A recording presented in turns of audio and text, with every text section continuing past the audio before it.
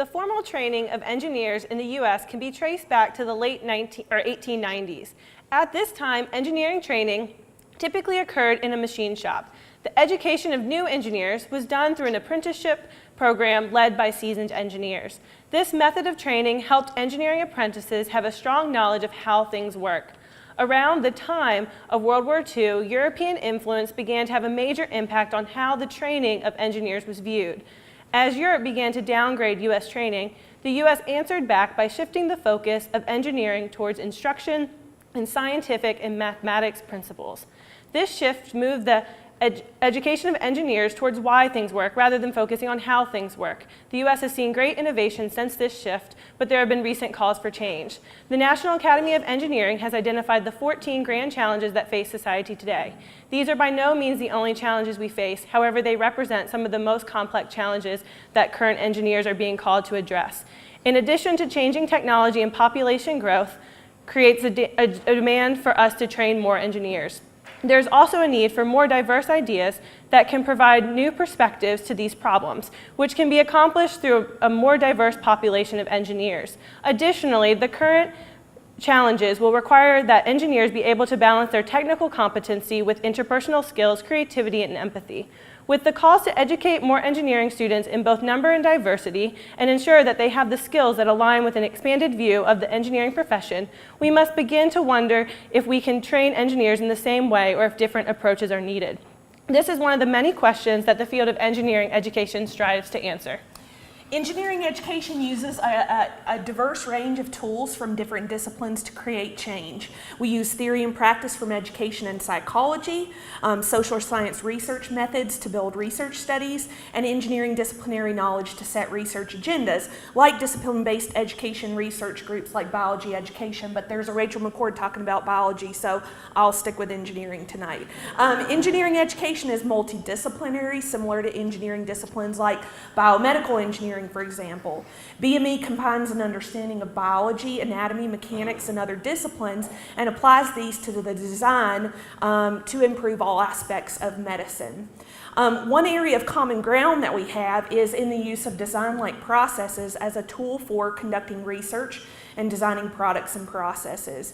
Engineering education products just look different. Instead of cars and planes, we design modes of information delivery. The use of theory is also a common ground. Let's take, for example, heat exchanger design.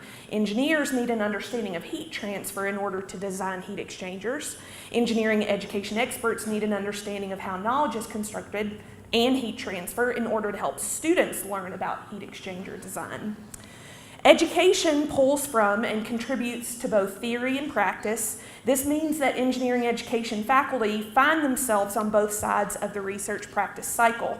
Often their teaching influences their research and vice versa.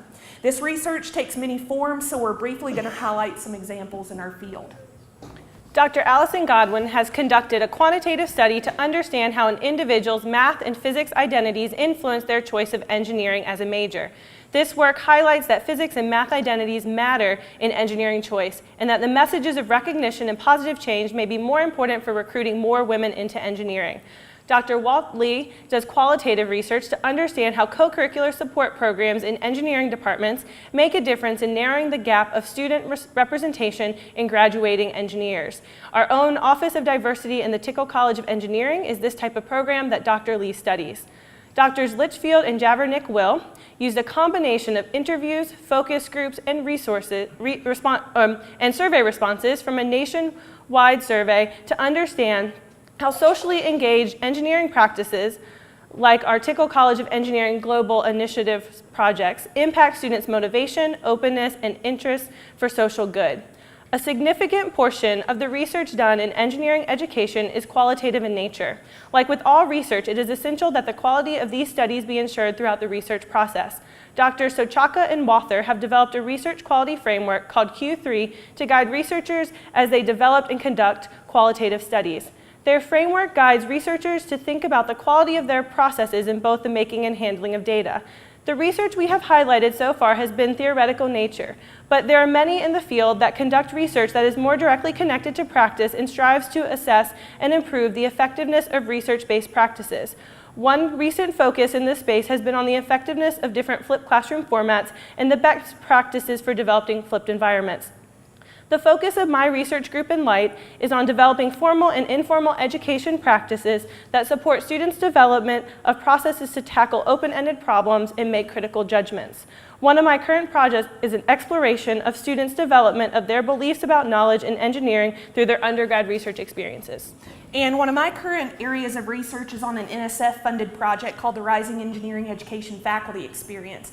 This semester-long internship experience pairs PhD students in engineering education with faculty in technical engineering departments. The goals of this project are to provide grad students with an opportunity to build academic change agent skills while broadening the reach of engineering education. So to bring things back to those challenges that we highlighted at the beginning of the presentation, how do we tackle some of these problems? One area is in the broadening of what and how we teach engineering students. We can help students gain technical expertise while also helping them learn to communicate, to be creative, to understand social and cultural influences, and to appreciate diverse global perspectives.